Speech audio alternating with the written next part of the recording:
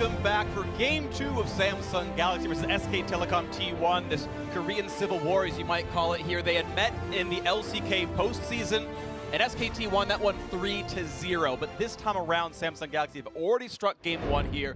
They looked completely at home here, despite being in a foreign country in China, and they are doing beautifully so far in this series. The fact they actually managed to get first tower down the bottom lane here, Ambition Gang forced the flash, and then suddenly you had Desire with BF Sword Warhammer just taking over the lane was so key for them because they got the first tower, early game crumble from SKT, and then Samsung played their classic Samsung style, deny all the vision and just take over the map. And Samsung made it look so easy, but really we need to highlight the level of execution with split push against SK Telecom. Yeah. This is the back-to-back defending champions they're whittling down here. They restrict them to a single tower here, no kills. All of the Drakes were controlled by Samsung. It was just such a complete victory versus such a good team that it's impressive, It's impressive. Impressive is, I think, the biggest understatement you could give Samsung Galaxy for their Game 1 win right here. But what you said is exactly on the nose, where it's a complete victory. You had Huni, who came in as a big 1v1 star. You saw him amazing on Fnatic, great on Immortals, came into SKT, and at least in the top 8, had looked very good on his individual split pushes as well. And Kuve handled him. Exactly, where SKT tried to counter the bottom side, they ended up losing that setup, and of course Samsung tried to counter the top side, as you just highlighted, and Q-Wave won that. So suddenly, they were winning lanes everywhere on the side of Samsung, and we have to say it, SKT need to show more if they want to beat Samsung. That was not a good performance in the first game, and that's why they end up getting 1 tower, 0 kills in the first game. We need more from the world champions. Well, we have seen them try other things. Again, I point to Wolf, where he's played 9 unique champions so far at Worlds 2017. Most of them have been on that Lulu, but we saw his Leona was successful in the Royal Never Give Up series in their semifinal. We'll see if they go for a hyper aggro lane, because they're certainly not going to get this Jace anytime soon. Samsung Galaxy going to keep banning that away. SKT, by the way, I want to point out, have chosen red side, which guarantees a counter pick, at least at the end of the draft. You're assuming for Huni. Yeah, you have to assume that, and you wouldn't think that they would blind pick something like the Gnar again, especially against a guy like Cuve. And we've talked so much about Cuve and how amazing he has been this year, but the versatility is one of the things that you don't always quantify with stats and is so important in a best of 5. Cuve is the only original member on the Samsung Galaxy lineup after Samsung White and Blue exploded in 2014 or coming into 2015. Now we're straight into the pick and ban phase again. SKT once again want to do the Lulu for Janna trade, or do they have a different counter pick ready against this Janna here, the Blitzcrank, the Leona from Wolf? And the question is, of course, because we're on the same sides, the bans, the first picks have been the same. What is it that SKT thinks that they will do different? Is it a first phase mid lane pickup to give Faker the better matchup on the Taliyah or something like this? Where does the change happen? Because I think the same draft does not win again. If you see the Malzahar again from Crown, we might get an early Syndra from Faker in this first phase so he doesn't get banned away to destroy the lane. Or he looks to his Taliyah. Taliyah was banned last time, and it is an important one, but SKT is sticking to the exact same thing. The run back, boys. Both coaches extremely confident in their part of the first game, and it's going to come down to the second bans. Will we get some deviation here? So we've seen this before, which was CLG against SKT at MSI last year, and SKT won the run back just the same. It was 2-0 to the winning team. Look at the second phase bans. Do we get a Kennen ban now if they want to take the Gnar again for Huni, or do they just last pick top lane and take the Cassiopeia earlier in the draft? Yeah, because last time it was a Jarvan ban before the Shen. We're going to see quite possibly the same mid lane bans that was a Syndra last time. Taliyah would join that if we're going to play the same draft carbon copied. Samsung Galaxy going to play, so far, 8 clicks in, the exact same stuff. Ooh, they're putting the clamp onto Ambition here, though. Looks like they want him on a squishier champion, so that would make me think they would want to play more off that mid lane and jungle. Okay, 2 things right here. A lot of mid laners actually like to play Malzahar against the Ryze, but Faker doesn't care. He wants a champion with an ulti that can go to side lanes. That's what Ryze can bring, a lot of pick potential and roaming. Second, they're now saving last pick for Huni. It's what we talked about. He's not taking the Gnar and letting QA play Kennen. Will Huni just grab the Kennen himself, or does he play his Camille? The gauntlet has been thrown down here from Cuvée. Will Huni answer? They want to get him something strong for split pushing, and that would be the go-to pick. Oh, he might he's gonna do it. Now, fun little fact here. They asked SK Telecom what skins they would want. Yes! And Huni said he wants a Yasuo skin. Now, if you want a Yasuo skin, You better win a game with it. At Worlds, down 0-1. Kobe, I'm sorry for stealing your point, but I had to jump in. We've seen Yasuo Nar before. Misfits did it, and it lost. It did lose against TSM. It was fine in the laning phase though, but they never got the Yasuo into teamfights early. Let's see. Huni right now can look to try and kill the Gnar in his lane, or he can look to roam with SKT, especially with the Gragas, and then just force fights together. Good engage from a Gragas, sets up a good ulti from a Yasuo, and suddenly someone on Samsung will die. and even though we put so much emphasis on knocking down the first turret and the extremity to which Samsung was able to use that gold to orchestrate the way the entire game went, SK Telecom puts all of their changes into the solo lanes here. And so much confidence in Huni. Yep. We saw in the last episode of Eyes on Worlds how Huni had the gangplank against the Shen. It didn't work, and Koeman was like, listen, this is your fault. We trusted in you with this pick. The same thing is happening now. They're saying we can take the same draft almost all the way down to the last few picks, and Huni, you can actually counter pick this Gnar and beat it with Yasuo. And I also just add on how crazy it is that SK Telecom opt to ban that Zac instead of, you know, the Jarvan for Ambition. So he ends up getting one of the premier picks for the entire tournament because of the range of the engage and how annoying Zac was for them. And it is Ambition's second Jarvan game of Worlds 2017, and we are on to Summoner's Rift, and that champion on your screen right there, Huni, wants to be a champion himself. He came close 2 years ago, World semi-finalist with Fnatic. That was the European Dream Team. Best Europe's done in quite a while. And he joined Immortals on North America and never quite made it to Worlds. Came back to Korea, the team he had practiced for before, now in the World Final. Huni has always been such a controversial figure because when he dominates so heavily on picks like this. However, when they fail in such a spectacular manner that he gets an incredible amount of flack. Yeah, and let's then talk about the risk of picking Yasuo now that you mentioned the flack he might get. Because Yasuo in teamfights against things like Janna is very hard to play, so Huni needs to do well in the early game. We should see SKT have Peanut and Faker play on top side to make sure Huni is getting ahead. And so much about Yasuo in the matchup is abusing the mobility advantage because you want to take advantage of this Gnar when he's in mini form. Yasuo has always been this counter pick because you get to go in for these concentrations, not restricted by cooldowns. And Ambition has to flash away from what would have been a body slam. He walked in a fog of war, maybe a bit more than he wanted to. And again, SKT are controlling topside. They want to try and contest this blue buff here.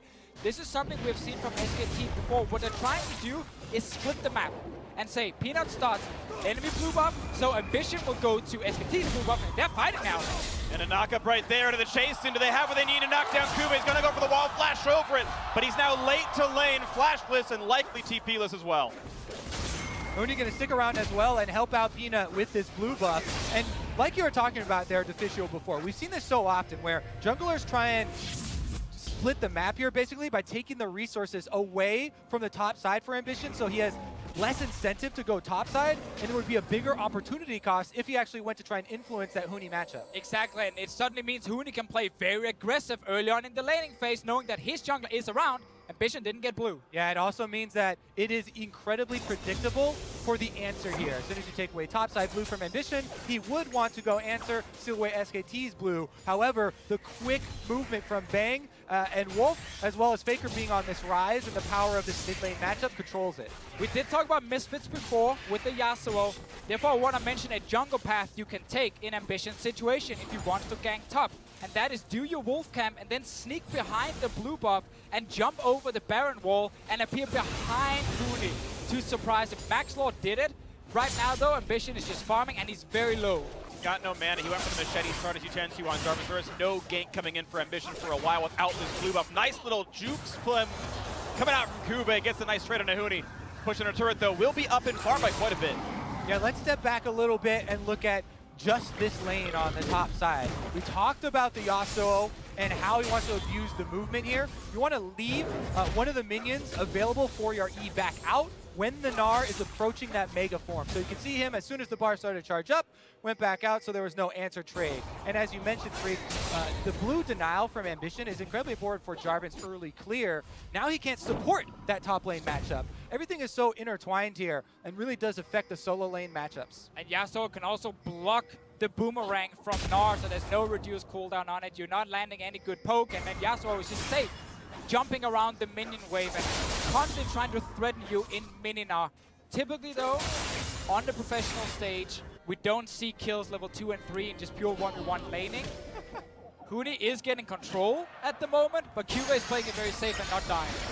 Take a look at the other sides of the map now, glancing into the bot lane, the exact same 2-on-2 as before, and this time around Samsung Galaxy much better in farm than they were in the first game. They were down close to 8 or so at this point last game, so a better looking 2-on-2. Big glance over the mid lane as well, and Faker right now going equal against Crown as Ambition, trying to get some vision control to make sure that Malzahar stays safe. Once again, it's double TP to a single as Crown is bringing that teleport to Faker's heal. And I'd like to talk about why Crown loves his Malzahar so much. This summer split has been very tough for Crown as a player. He's not been able to challenge for the spot of the best mid laner in the world. He's been shaking the laning phase, ganked very often. Fairly poor synergy between him and Ambition as well.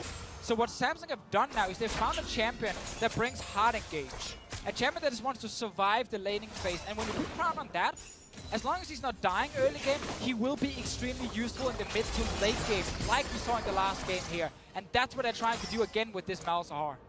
And so far he's surviving. Down 8 farm right now, but you saw him in the team fights previously. Did way more damage than Faker. And meanwhile, you talk about Faker, and you need to look at the other side of this matchup. Faker is 7-0 all-time on Rise at Worlds. And yes, this is multiple variations of Rise. He's been reworked, and Faker still finds success on this champion.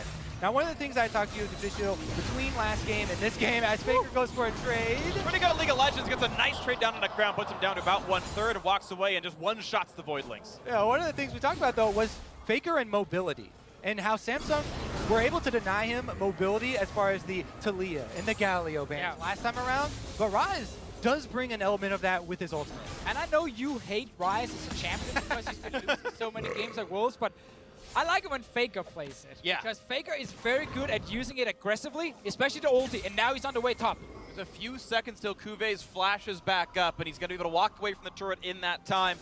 He's got less than 5 seconds to go, but now it's turret pressure up here with no Gnar without teleport to defend it. And this is what we talked about early on in the game here, how Peanut and Faker will play towards the top side to make sure Huni is winning. Exactly, you have to always keep in mind the overall big picture game plan for SK Telecom. And they're sticking to that game plan. When you pick a pick like this, you have to gain that advantage, and they're whittling it out, carving out this area on the top side. Now, below 50% health on the top turret. And even though you're not seeing kills come through because Kuve backed up in time, it's SKT in this small microcosm winning in the way that Samsung was previously. Bloodless maybe, but knocking down the turret, getting giant farm leads, and letting the split push actually happen. Huni, with the advantageous matchup, can flip the script of what Kuve did. TP coming in now for a fight on Ambition, or at the very least, it could be the chance that, some more turret pressure as this Jarvan's forced away. So Huni gonna use his deep teleport there. Still will get back to lane. It looks like he might actually lose out on a minion or two for that attempt. But they do secure the Gromp for Peanut, and again, still that foothold. This blue buff quadrant of Samsung's jungle. SKT keep up the pressure. Now to swap it down to the bottom lane here, if you play a champion who can build BF Sword early against a champion who likes to build Rage Blade like Faros, it's very good for you to actually recall when you can get a BF Sword and a couple of long swords. And this other guy will get a recurve bow, maybe a pickaxe, and also his boots. And suddenly, with all that raw AD from the BF Sword, you can start winning trades. Around mid lane, Faker's trying to win a trade. Crown not willing to burn the ultimate as Peanut is coming around, but going to kite away cleanly enough. Here comes the knockup, the ulti across the flash over the wall, though, and not a lot of damage going to go towards Faker. The re-engage is not going to be much. They all back out. And this is what I love about Faker. It's not just mechanics, it's how smart he is. He knows there's a chance Crown will flash ult him and he can die. So his flash came in so early, matching Crown's flash, meaning he's actually staying alive on the other side of the wall here. So many mid laners would just have got ulted in place and potentially died to the Jarvan. Yeah, it's a funny thing talking about Faker, especially to a lot of newer players that enter the scene. They always ask, what makes Faker so great?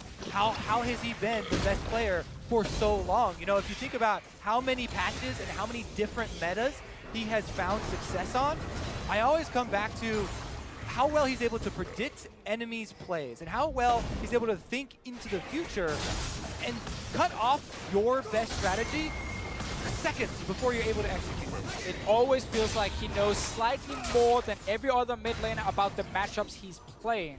And he's often introducing new mid lane picks as well. Let's see what happens here. Introducing Huni to the mid lane as well, looking for a pick out of that with a knock up the chains of crowd control. Landed beautifully. First blood comes in for SKT. Such a nice play here, using the advantage top so Huni can leave his lane, and then they're surprised and no flash Malzahar with that Rise ulti.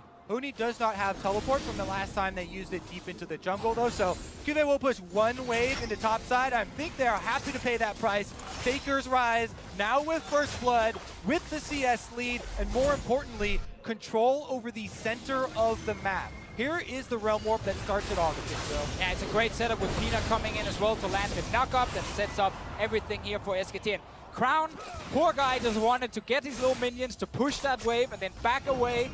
Instantly gets punished. Now we reset on the map, and you can see Faker individually up 1,000 gold in his matchup. Almost the entirety of the SKT gold lead is in the hands of the best player in the world, the one who's got his own Rise skin. Not using it because he doesn't tend to use skins.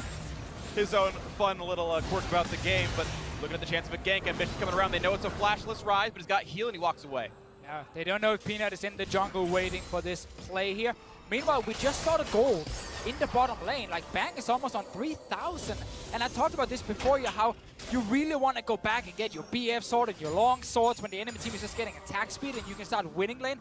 That's what happened in last game, where Ruler took over the lane and got the first tower. It's not happening now. They're just farming. Bang is going to farm for his full Rage Blade before he wants to even do anything. Like, he's so happy at the moment. They're not losing anything in the bot lane. Yeah, that's the dream scenario, Freak. Anything between now and the next 400 gold is like you feel terrible with a Rage Blade because you got a blasting wand on a march. Yeah, ugh. But if you get to that 3,600, I believe, the full cost of the item, it's like the perfect power spike. It's 400 more than an Essence Reaver, but if he gets there, then all credit to Bang for controlling the lane. Exactly, and Samsung are not able to play bottom side because Ambition is struggling in the jungle. He needs to catch up on farm, and he needs to also be ready to protect top side. Otherwise, Huni just takes that tower. Look how low the top lane tower already is. Now, if we take a moment to look further in this game, SK Telecom could set up a play around this top turret, but Samsung have always been so good at utilizing the next step for their opponents sort of as bait and setting up that counter opportunity 30 seconds in advance, which is the duration of every minion spawn. Here comes SK Telecom control warding down bottom, and Faker roams from mid lane. And you just saw the forced recall out of Ruler, who is actually shy about 100 gold short of what would have been Essence Reaver. Peanut now here as well, and even though that gank went so well for Huni, and they got Faker that first blood, first turret might fall bot lane instead. It is perfect here from SKT's side. Actually, we might get a fight.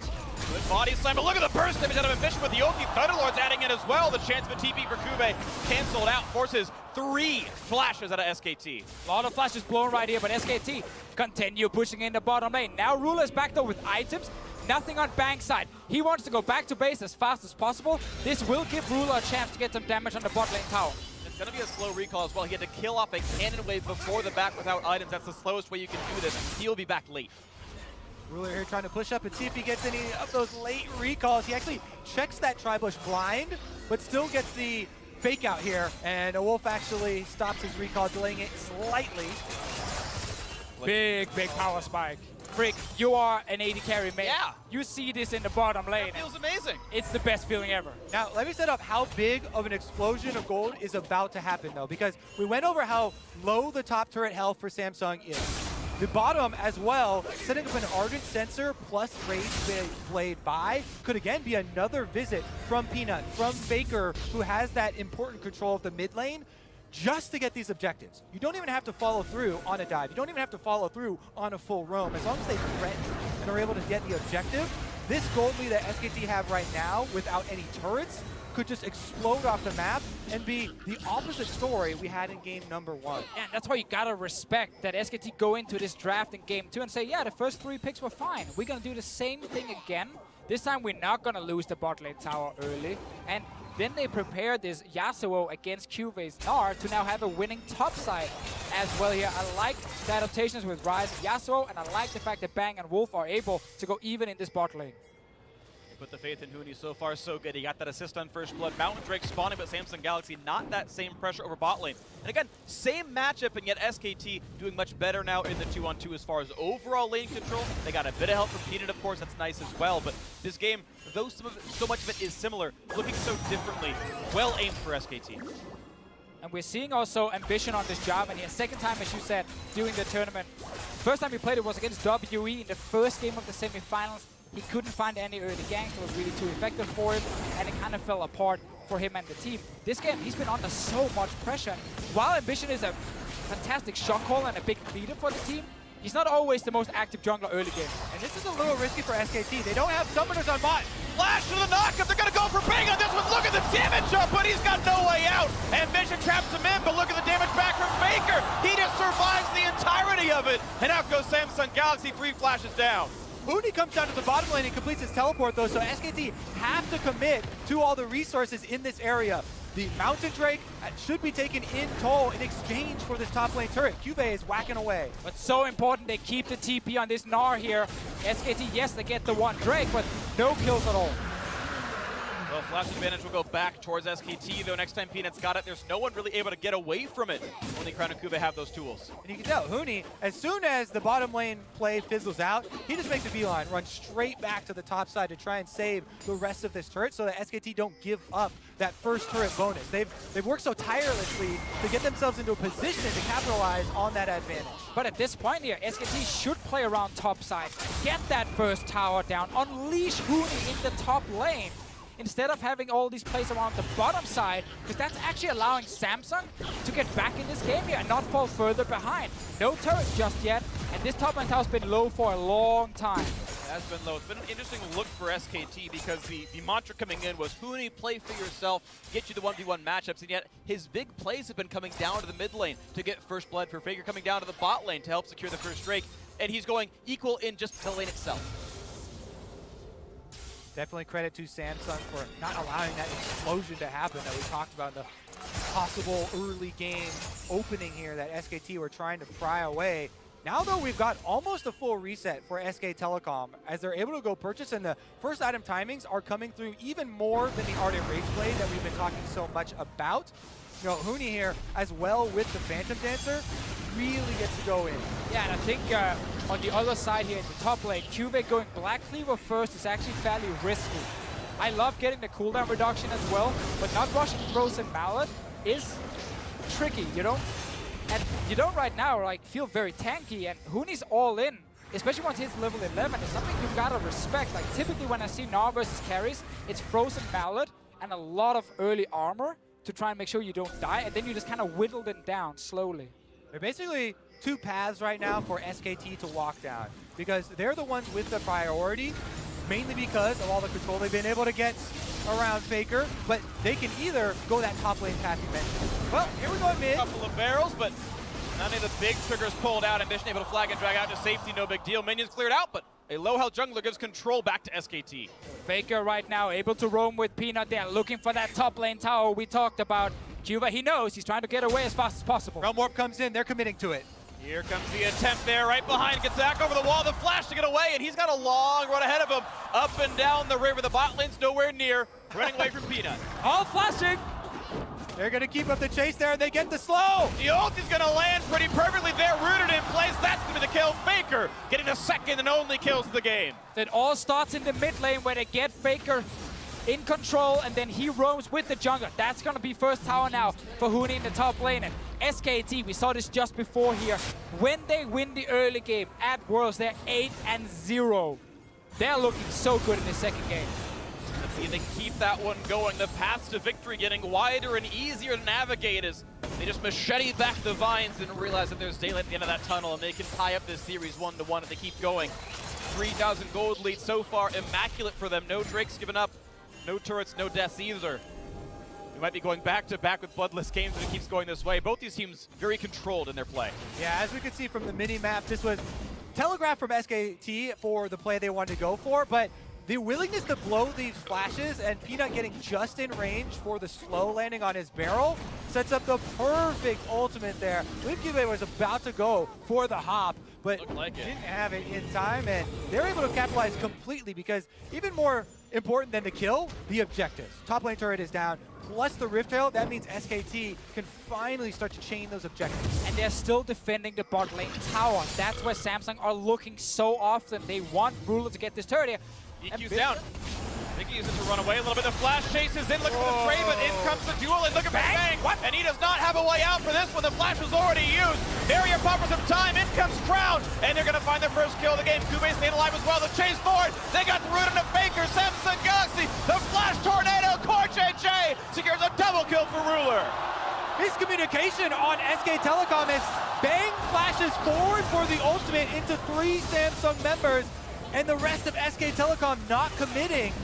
What a big dissonance there we've seen within the team. And Kura, he was ready. He TP'd in behind SKT as soon as this fight started. When they knew, okay, Ambition, he's getting caught in that Dragon Pit, they turned it around. So many times we've highlighted the difference between Huni and Cube, and Cube joining these fights so quickly. Here's Ambition on the run, though. Okay, so now Samsung are calling, we can fight this one. TP comes in, Bang is in the Dragon Pit trying to kill Ambition while Peanut and Faker were looking towards Crown. Meanwhile, Huni's taking a red buff, he's not TPing into the fight, and this was over before it even started. Yeah, that has to be maybe a team call there not to spend the teleport, but very different ideas about what they wanted to do in that play as your AD carry flashing forward on Varus. It can be a strategy, but not if you're bringing only 4 members to a 5-man fight. Sure, but Huni's going to bring a second member to a 1-man fight and knock down that bot lane turret. So 2 solo turret kills for Huni. Individually, he is massive, 7,900 gold. More than anyone else on the opposing team, and 1,500 over his opposing member. So SKT gets to rely on this Yasuo. And let's see if Huni values getting even stronger individually and goes for Infinity Edge, or if he wants to be stronger for the next fight and goes for GA early on. It's something you can do on Yasuo, so when you join the first team fight, you don't just get one shot instantly. The GA helps quite a lot when you are playing aggressive in the front line. Yeah. Aggression can be SKT able to pull the trigger a bit more frequently with these fights, especially when they do bring Huni with them. Mid lane traded back and forth for now as the next Drake has spawned, and looks like mountain number 2 for SKT seems likely. No one here to push this. Crown staying top side. Does have teleport around. And there are a few wards behind SKT, but Samsung not in a position to fight. Audience Slam explosive cast does not do much, though the ultimates are down. Here comes the re-engage once again for Ambition. Wants to add the damage. Oh! Look at the blade, Colorado Ruler. Do they have the Oh my God! Triple knockup. The follow through for Cubert. And he's going to fight for help, but still 1 death comes through. The suppression comes in. 4 kills already. 1 man stands alive, and he's going to fall. The ace for Samsung Galaxy. That was so insane from Samsung. There was so much damage coming in from Ruler, and Ambition bought so much time for the rest of his team. Crown joins after. Cube comes in from the flank, and that was perfect. Samsung stand tall again around the Dragon Pit, and this time the rewards are immense. After the clean ace there, they're able to pick up Baron. SKT are 8-0 when they win the early game during this tournament. SKT are still one of the best team fighting teams in the world, and yet we are watching Samsung turn it around 2 fights in a row. Credit Ambition for his shot calling, but mechanically that fight was insane. A huge ultimate. The second flag and drag, the 3-man knockup to hit confirm all of Cuve's entire combo. It was beautiful. I just can't wait for the replay. Like, It's here. There we go. Like, this was so amazing to watch here. Ambition and Samsung are moving in. They know the Crown is not there yet, but he can TP in. They realize Ruler's getting caught, so Ambition engages, gets onto 3 members with his ulti, and look at the damage from Ruler here. Keeps everyone in place. Ambition flash out to then jump back to his flag and knock them up again. And then Cube is here. It's so much, again, about how the parts of Samsung are working together. That coordinated re-engage from Ambition and Cube was so seamless to lock up the SK Telecom backline. And you can see how good that feels for Cube himself to follow. This is the player that got counter-picked. SKT chose red side to give Huni the 1v1 against him, and it had looked good for much of this game, but clearly feeling comfortable on the Gnar.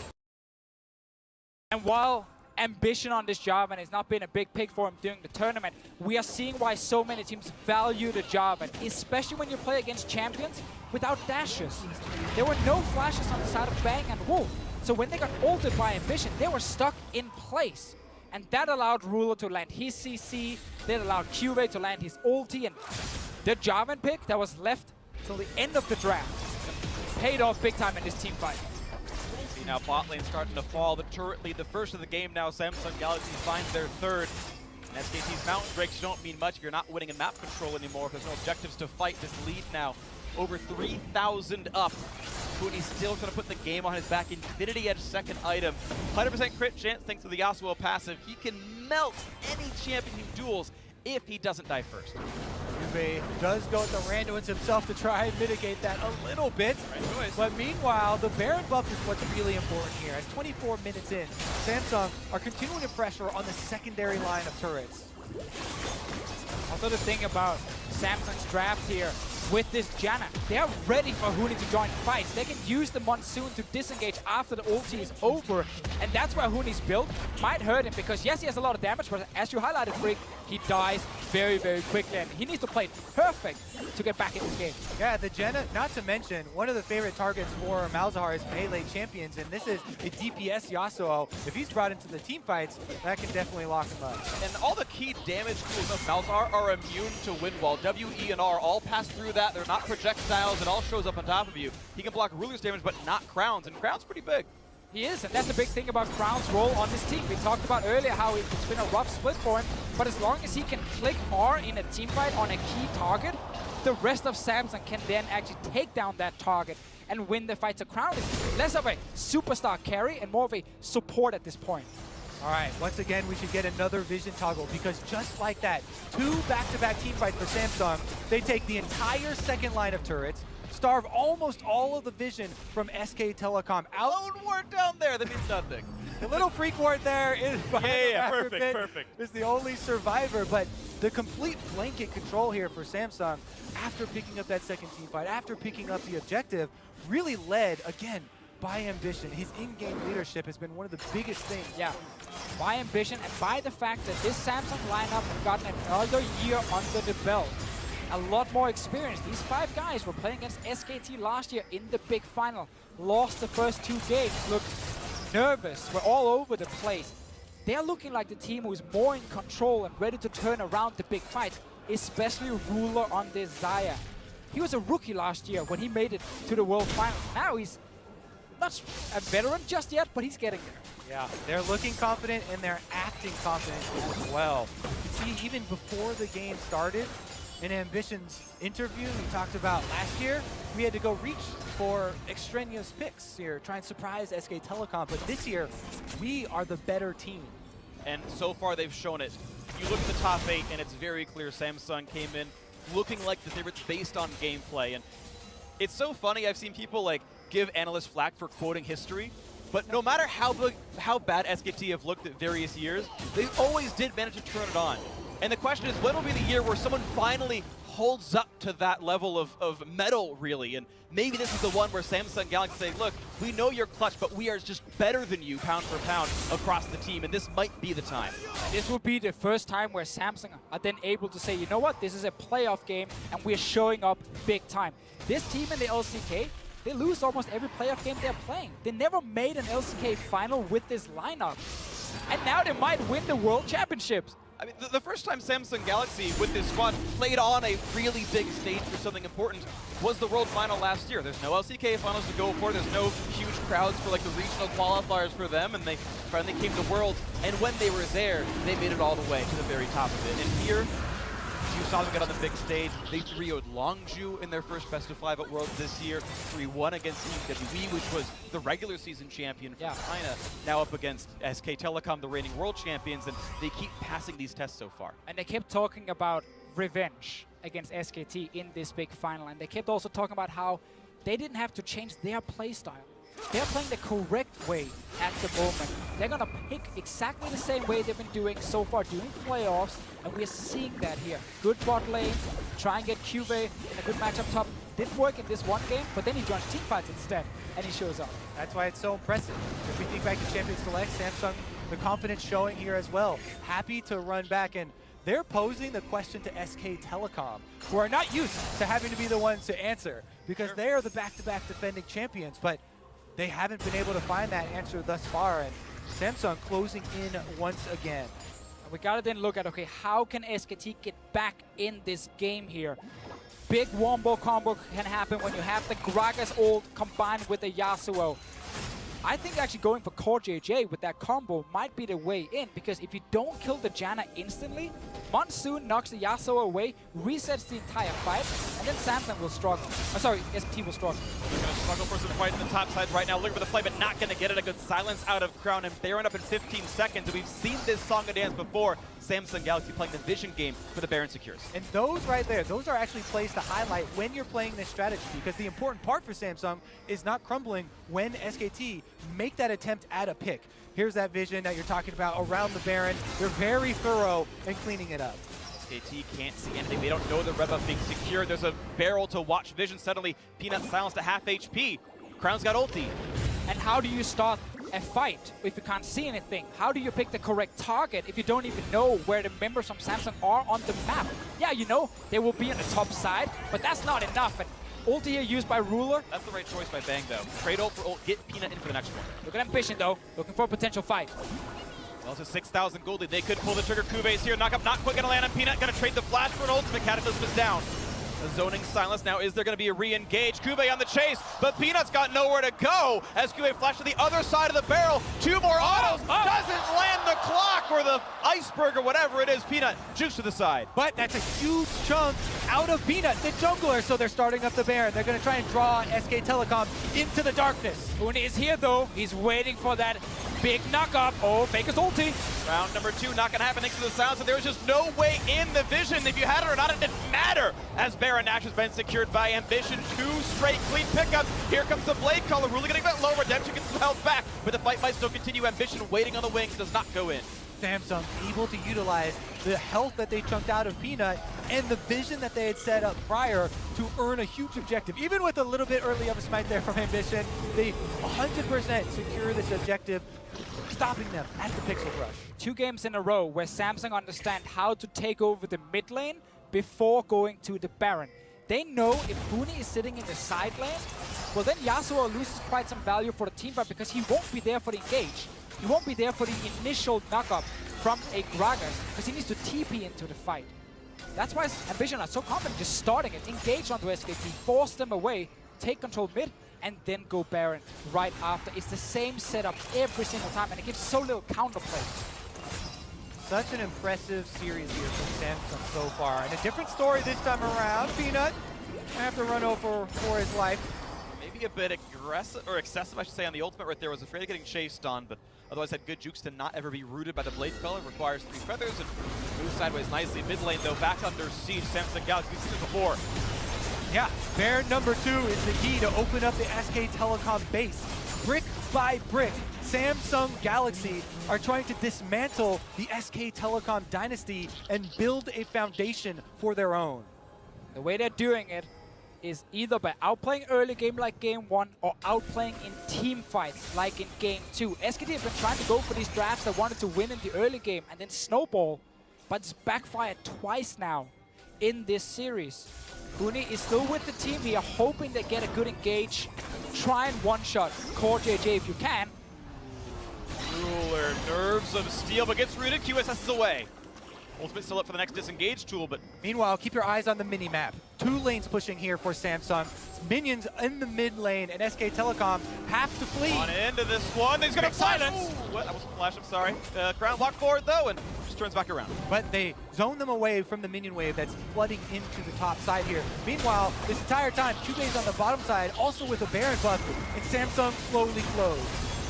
Now the second inhibitor taken with the turret gun. There's no reason to defend SKT. Back to lick their wounds as Faker clears the bot lane. The rest of the team sits by the Nexus, cowering behind their structures for a bit of solace and defense. But Samsung Galaxy now 8 turret kills in. There is not much base left for SKT. QA and the rest of Samsung trying to land a little bit of poke before they go for this turret here. Once again, SKT need a big engage, especially from Peanut on this Gragas, but there's no flash available. Lost it before when they also lost the Baron. Rula, step forward. But he's getting a few chunks into the turret. The perfect ultimate still, as you're mentioning, the thing SKT needs. No QSS just yet here from Rula. Still on cooldown. Vega can flash snare him, and then they can try and chain him down, but there's a Janna next to him. And they don't have much time to work with either, because Samsung have checked all the boxes. 2 inhibitors down, and super minions making their way into the base. Now there's only maybe one more wave left of health on this bottom turret, and SK Telecom being pushed to the brink. Rulu's played pretty much perfectly in terms of dodging away from the crowd control using Quicksilver Sash, Flash, or his ultimate, whichever one's exactly needed. Even knowing the ranges and sidestepping the scale shots when it needs to. This could be the one that the inhibitor turret falls. And if it does, SKT once again likely to retreat without a structure to fight back for them. And QSS is now ready again on the side of Rula. Peanuts flashes up, another big one for that potential fight.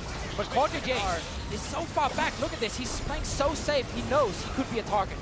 Cannot be found. A few more attacks will knock down the inhibitor. The flash forward, looking for the play, not going to get anything for themselves. Goody blocks off a little bit. Here comes the Cataclysm, and it could be just that for SKT as they're forced to retreat the Realm Warp just to buy some time. The Quicksilver Sash gets rid of suppression, but it does mean the damage comes through to Nexus turrets left remaining as 1 kill has already come through. Samsung Galaxy hoping to knock down these bricks and build that foundation of greatness. Faker silence, the flash for the knockup, but no kill to come through just yet. The turrets fall, and the Nexus in front of their eyes as well, looking to snuff them out as another kill comes through. Kube transforms back, and Samsung Galaxy are 1 game away from greatness. They can see the finish line, but so many teams have been up 2 games against SK Telecom and been unable to finish. Samsung have a lot of room to work with though, because this is actually a 2-0. Exactly, it is very rare we see someone go up 2-0 against SKT. First game, they won the early game. Second game, they won the team fights. That really breaks your confidence. SKT right now might come into the third game completely changing up their plans, and that needs to work. Samsung are in full control at the moment. 3 back-to-back victories is what it would take for SK Telecom to continue their dynasty. Yeah. What an incredible ask, considering the way that these first 2 games went. And the thing is, you know you can't count them out. Despite how convincing these Samsung games have looked, we've seen SKT reverse sweep this split they did against the KT Rolster Super Team in the LCK playoff to get there. We know they can, but Samsung Galaxy, again, so close to snuffing that flame. Now to hear more about that game 2, we'll send it down to Dash and the analysts. Thank you very much, gentlemen. Last year, it was SK Telecom T1 that was up after the first 2 games, 2-0. This time around, Samsung Galaxy up 2-0. But gentlemen, coming out of game 1, going into game 2, be honest with me, did any of you think that that was the composition SKT would craft, thinking that that would give them the victory? The Yasuo caught me a little bit off guard. I think so. Just a little bit. I mean, take a step back. Choosing red side again, I think, was largely to get that pick for Huni, to get Huni the Yasuo. And it worked till it didn't. It was a lot about adaptation and play, I think, but the draft wasn't actually the crucial factor to me. Yeah. No, I think a lot of it really was down to the decisions that SKT made, the fights that they chose around the Dragon Pit 2 times in a row, where it didn't seem like they're necessarily on the same page, where they're not fully coordinated. And when you do draft for a Yasuo, you have to be in a side lane. You have to be winning in that side lane, and when they fall behind, it's hard to come back. John, I think there was a pretty distinct difference, though, at least in the way the early games played out, because this time around, it was SKT with pressure in pretty much all 3 of the lanes. Yeah, and I feel like at first they did attack Ambition. They ended up getting 3 of the buffs. They got the flash out of Cuvée in the top side right away, and the Rise was an early game counter pick to the Malzahar because of how easy he could kill the Voidlings, and it generated a lot of pressure. They had Huni come down mid, get a kill. They had Faker go up top, get another kill. Like, the things were working that they had planned with the red side for the game 2 to try and do to Samsung what Samsung did to them. But then, crucially, they couldn't clinch in the team fights. Execution, execution, execution. Let's take a look at that big team fight. Azael, Acer replay, 20 minutes in. Samsung Galaxy 5-for-1 near the Drake. And this was already after one lost fight that they had before, and so much of this comes down to the setup from Ambition. Him coming in with the setup, and then Cuvée coming in. Yeah, I mean, Cuvé's flank here, the perfect amount of rage on the Gnar. Huni knows what's coming, he tries to stop him, but the 3-man Gnar against the wall, instant double kill. This was huge. Yeah, and Samsung just came together better in that fight. Watching it right here, Huni got in 3 auto attacks by the time 3 of his teammates were dead. So they got comboed way too hard by the Jarvan, Xayah, and Gnar combo. Let's take back a moment, though. They counter-picked for top lane. Huni's job previously had been to play his own lane. The Yasuo is about being the Gnar in the side lane. I think one thing we have to question is, why were there multiple team fights? Why were they opting into fights? Because to me, the only way SKT could lose with that lead, with the Yasuo, was fighting. And I absolutely agree. We were saying before the series that Huni was going to play for Huni and the rest of SKT would play around that. Yet even in matchups where they weren't getting mashed on teleport by the Gnar, Huni was teleporting in and giving up some of his lane advantage. If he does hard split push in this game and they play disengage with the Gragas over and over again, finding picks with the Rise, that's the game plan I thought SKT would have. So beyond just not executing in team fights, why are they there in the first place is not a question you often ask about SKT, but it was evident that game. And it was something you could ask, honestly, 3 times in that game at least. You know, with Kuve having teleport down, Huni TP's down to the bot lane for a fight, nothing happening from that. And he was almost 2,000 gold ahead after getting the solo first to gold. I mean, come on your screens right now, talking to the team, a situation that they have not found themselves in before here on the world stage, being down 2-0 in the final. As Kobe mentioned, that's a huge ask, even for a team like SK Telecom T1, to pull 3 games back to back to back in order to hold on to your reign and that title and the Summoners Cup. They don't even have side selection for Game 3, which could just be, once again, Samsung on blue side. They won't have it for Game 5 either. They've tried 2 different styles,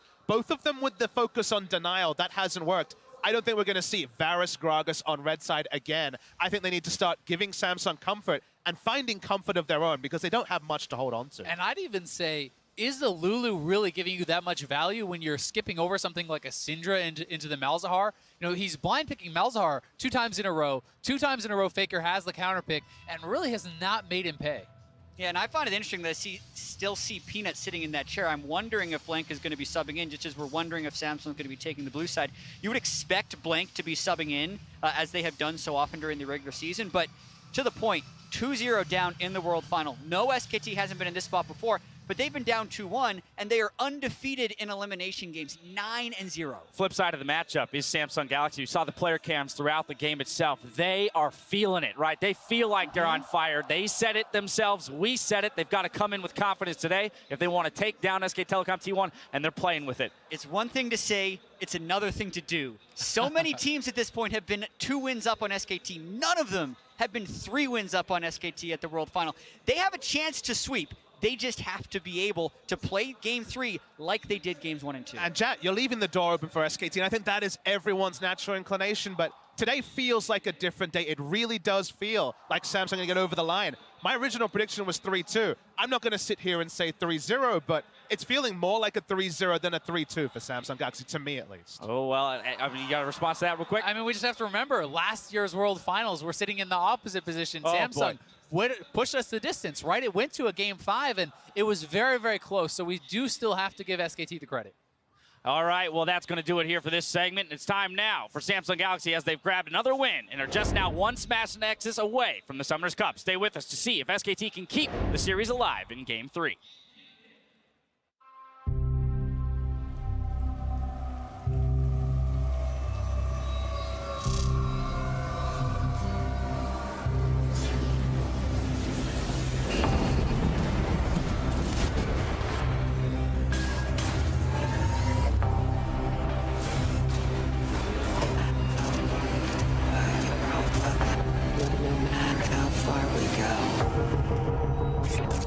We return.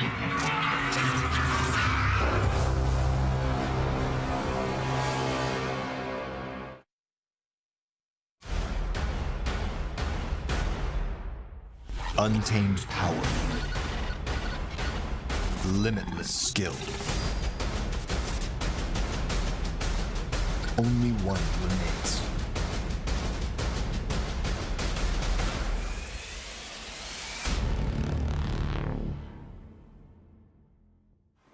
Summon your strength.